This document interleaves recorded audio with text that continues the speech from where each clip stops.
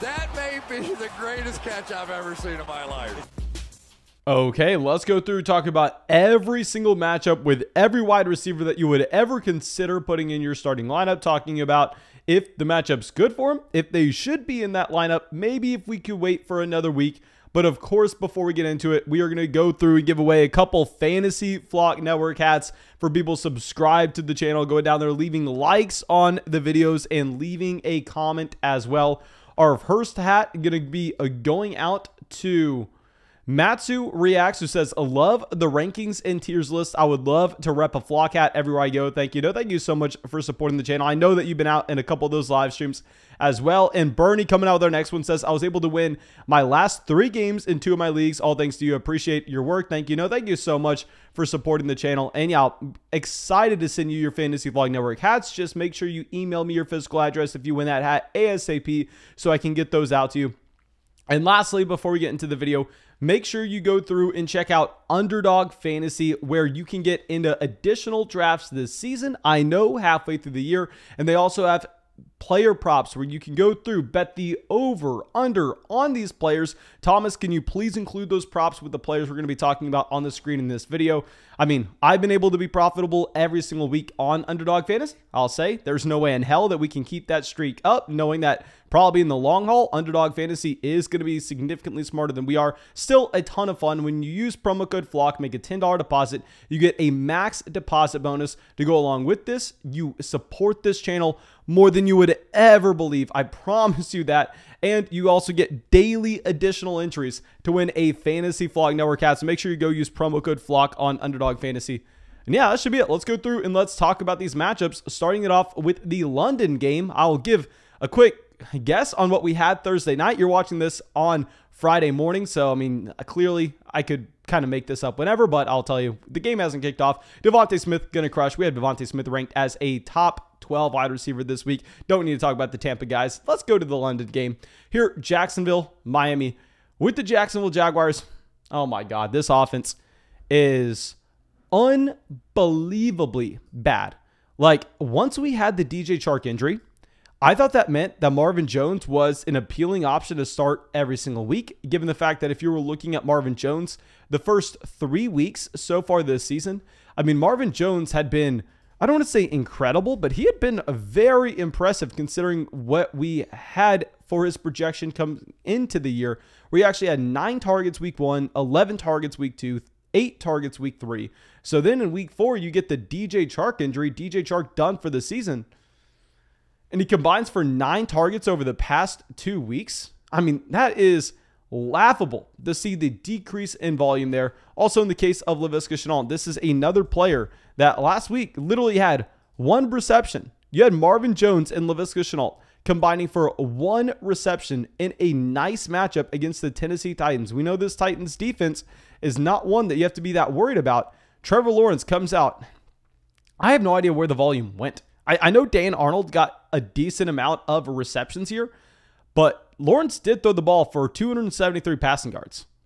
Lawrence did have a rushing touchdown, 28 rushing yards at the same time. I guess this offense just isn't going to be as concentrated as what you would assume between Laviska Shenault and Marvin Jones. So yeah, you can't start really any player in Jacksonville right now. The only player that you can start in Jacksonville is James Robinson. We discussed that in another video, but you have to bench both Laviska and Marvin Jones. And in Miami, keep in mind, we're recording this on Thursday, so we don't have the official report on Tua Tagovailoa just yet. But it looks like Tua could potentially be good to go Sunday morning. Of course, this will be something we continue to monitor. But if Tua Tagovailoa is good to go, and right now, Devonte Parker did not practice on Thursday. So if you have no Devonte Parker in this offense, and to go on top of this, you have Tua Tagovailoa coming back in, and a plus matchup against the Jacksonville Jaguars. Fire up Jalen Waddle. Jalen Waddle, this was a player that I pretty much told everybody to start last week once you had Devonte Parker and you also had Will Fuller ruled out in this game. And I'll say Waddle was pretty disappointing. I mean, he only had 5 points, so of course you hate to see that. Now, with that being said, he did have 6 targets at the same time. This is someone that back in week 3, he got up to 13 targets in his offense. I mean, he was incredibly efficient when we actually had a healthy Tua Tagovailoa.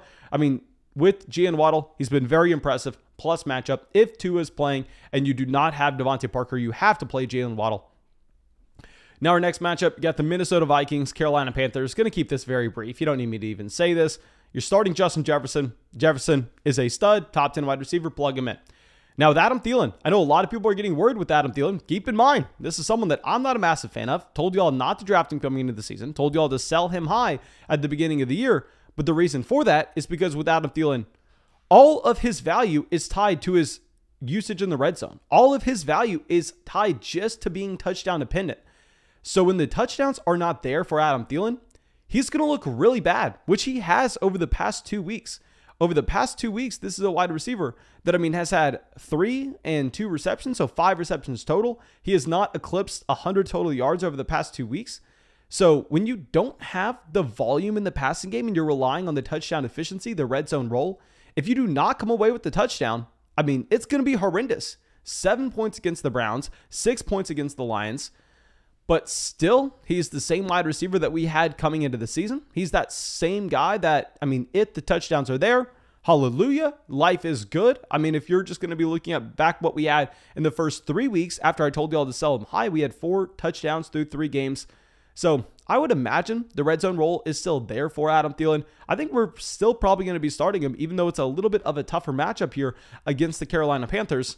And yeah, with Carolina, start DJ Moore. Can't consider Robbie Anderson. Can't consider Darius Marshall. Robbie Anderson, very disappointing. Don't need me to talk about it. DJ Moore is still a stud wide receiver, even though he disappointed this past week. Still a top 10 option going forward. Now our next game, we got the Los Angeles Chargers playing the Baltimore Ravens, where with the Baltimore Ravens, this will be a room that we have to continue to monitor.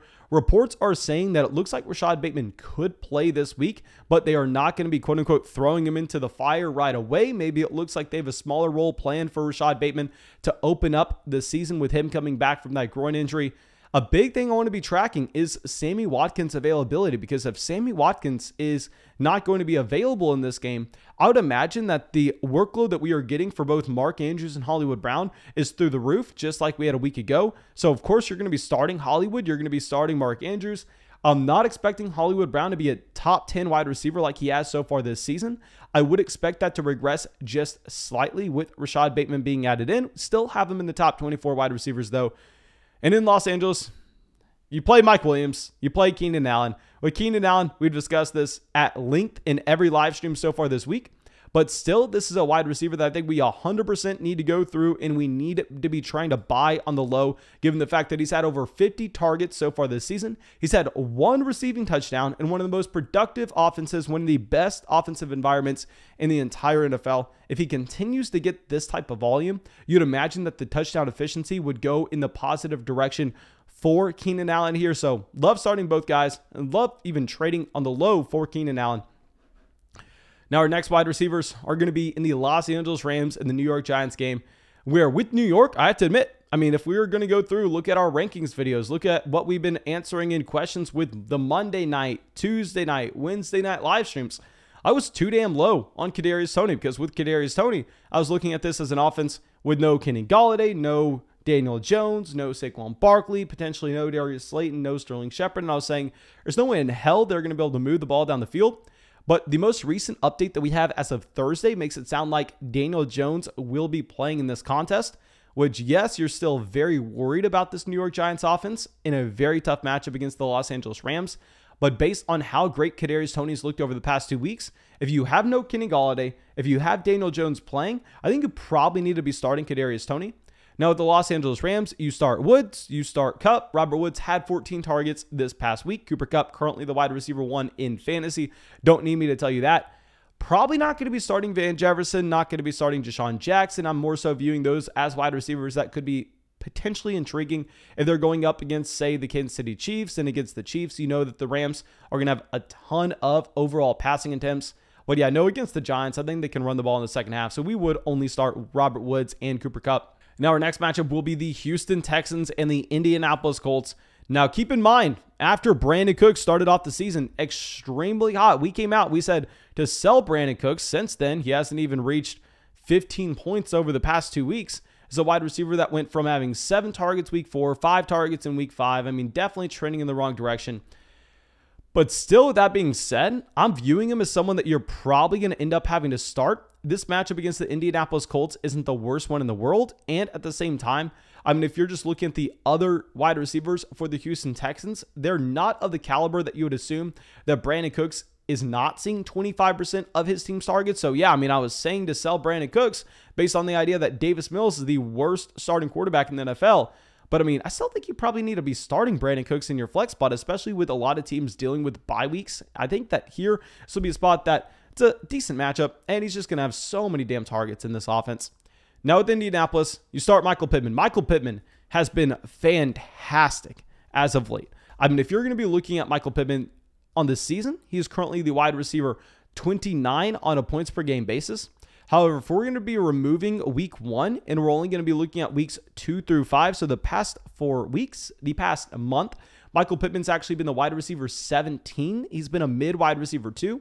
This is someone that's had 43 targets so far this season. Over the past 4 weeks, he's had 12 targets, 8 targets, 7 targets. Clearly, they're funneling this offense through Michael Pittman. I think it's a very soft matchup against the Houston Texans.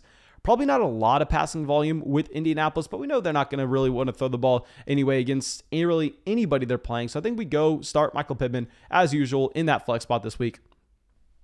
Now our next matchup will be the Kansas City Chiefs and the Washington football team. Really, at the wide receiver cores here, we start Tyreek Hill, we start Terry McLaurin, and that is it. Terry McLaurin, this week in particular, is going to be my wide receiver 3 overall. I am all in on Terry McLaurin because with this Kansas City Chiefs defense, they're currently averaging, giving up like 35, 36 points per game. Now, Washington does not have a great offense by any means, but still, they should be able to effectively move the ball down the field, pick up first downs, have trips to the red zone against the Kansas City Chiefs. And right now, if you're looking at the receivers in this Washington football offense, you have Curtis Samuel, most likely missing this week. You have Diami Brown, Logan Thomas, also most likely missing this week. So it's literally Terry McLaurin and Terry McLaurin alone. I would not be surprised to see Terry McLaurin come away with 15 targets in this contest. And against a defense that really can't stop anyone, I think that there should be no reason to expect anything different with Terry McLaurin.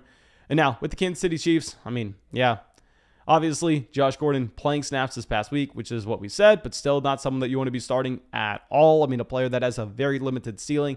And also at the same time, if you're looking at Mecole Hardman, can't start Mecole Hardman. Sucks to say. Can't start Demarcus Robinson. Can't start Byron Pringle. Really, the only guy is Tyreek Hill. Now, our next matchup will be the Green Bay Packers and the Chicago Bears, where please hear me out on this.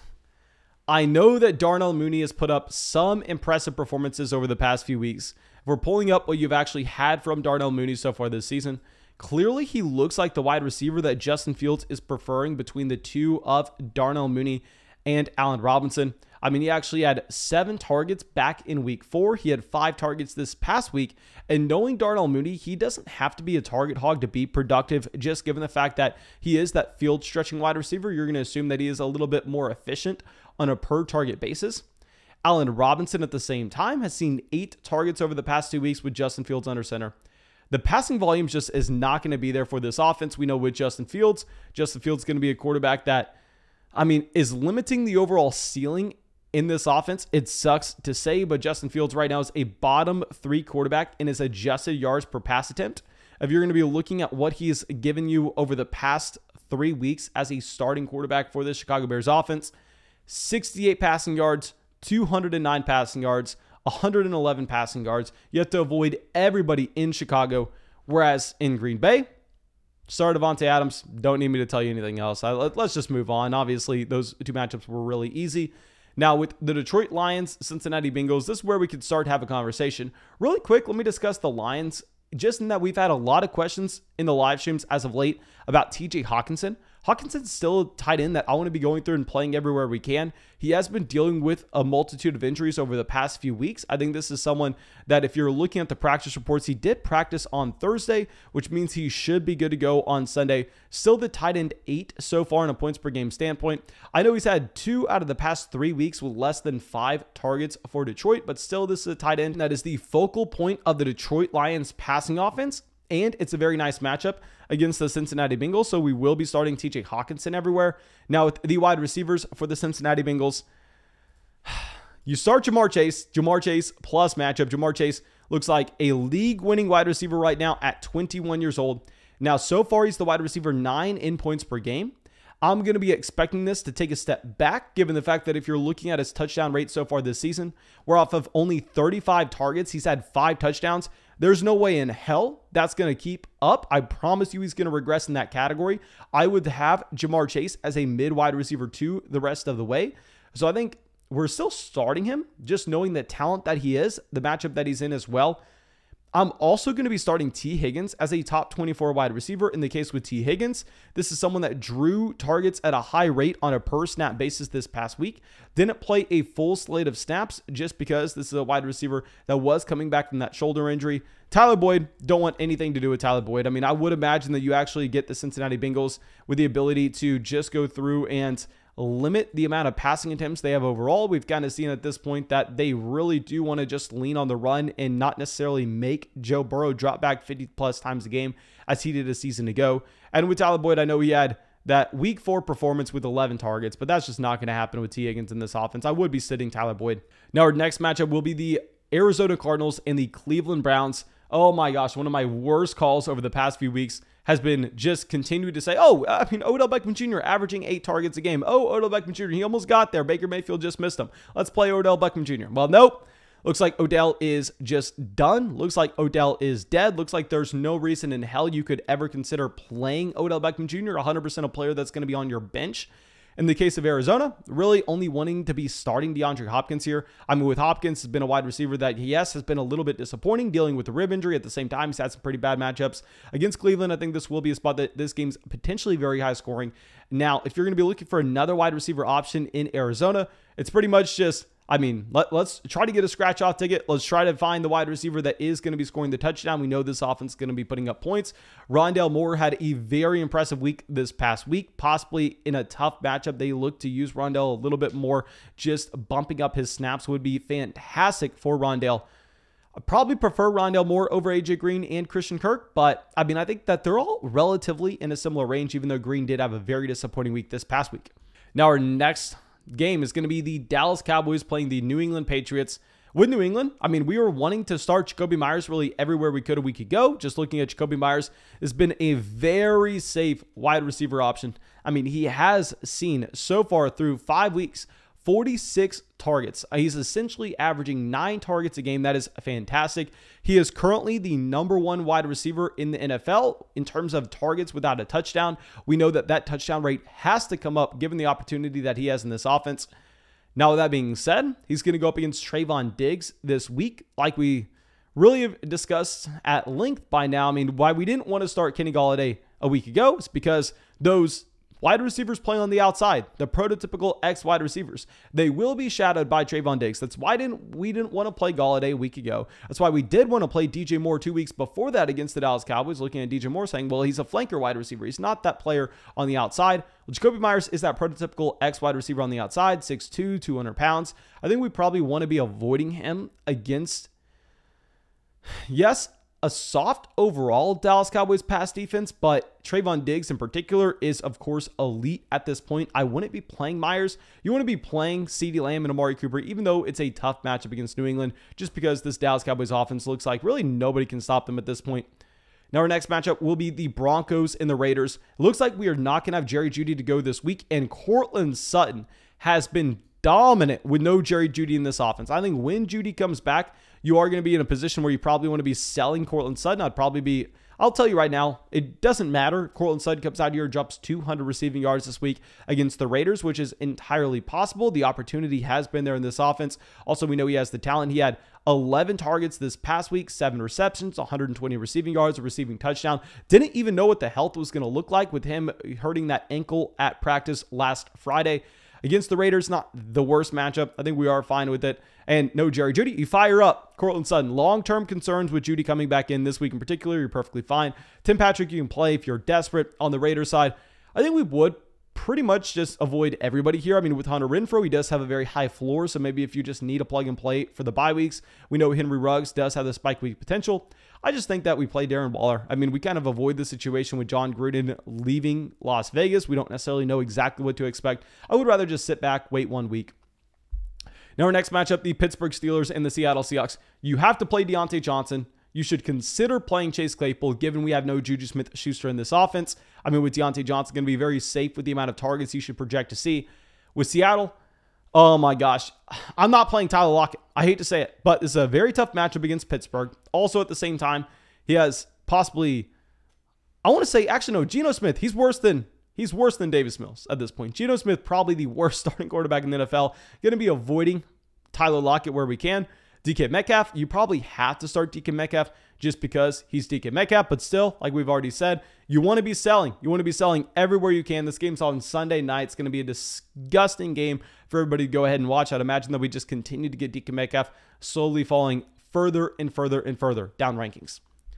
Now, our last game will be the Buffalo Bills and the Tennessee Titans. You fire up A.J. Brown. I know A.J. Brown's been disappointing, but every single week that he has been fully healthy for this Tennessee Titans offense, and he's played the entire game, he has led the offense in targets. He was incredibly efficient as a rookie and as a second-year player in Tennessee.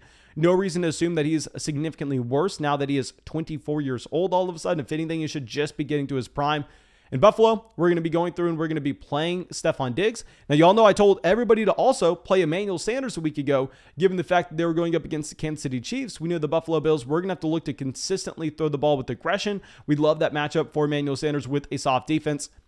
Not a spot that I love against the Tennessee Titans. Honestly, I think this game's a little bit lower scoring. I think we actually would be benching Emmanuel Sanders, even though he comes out and smashes a week ago. But just because he had a decent amount of points this past week doesn't mean you have to go through and play him. I mean, right now he's the wide receiver 24 in fantasy. He's coming off a performance where he actually had 2 receiving touchdowns. He did only have 5 targets, 54 receiving yards, 3 receptions. I think we are going to be benching Emmanuel Sanders and Cole Beasley this week. And yeah, that's all I got for y'all. I really hope y'all enjoyed this video. Please let me know if I forgot someone. I mean, please let me know in the comment section. Of course, go down there, drop that like, subscribe to the channel, leave a comment to get entered in to win a Fantasy Football Network hat on our next video, and to get daily additional entries until the end of the season to win a Fantasy Football Network hat. Make sure you go and deposit $10 on Underdog Fantasy with promo code FLOCK. Go check out those player props, get into a draft, get a max deposit bonus, and support this channel more than you would ever believe. Find that link in the description, find it in the comment section. And yeah, that's all I got for y'all, and have a great day.